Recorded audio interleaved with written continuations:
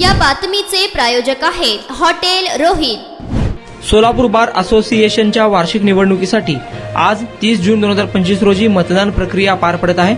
या निवडणुकीत माजी केंद्रीय गृहमंत्री आणि काँग्रेसचे ज्येष्ठ नेते सुशील कुमार शिंदे यांनी आपल्या मतदानाचा हक्क बजावला आहे। सुशील कुमार शिंदे यांनी मतदान केंद्रावर उपस्थित राहून आपले मत नोंदवले।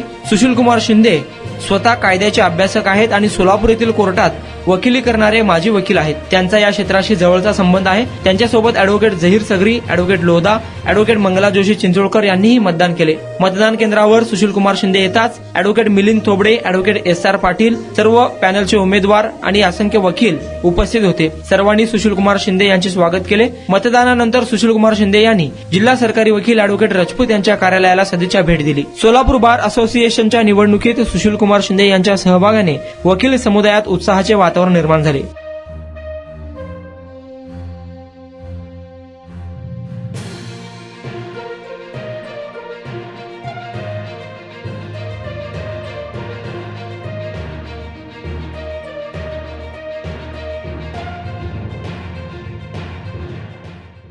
मेंबर असल्यामुळे मी इथे आलो वोटिंग करायला आणि खूप आनंदी वातावरण आहे आणि खूप चांगल्या तऱ्हेनं एकमेकाशी, जरी ते एकमेकांच्या विरुद्ध उभे असले तरी फार चांगल्या तऱ्हेनं निवडणूक होते आहे। धन्यवाद।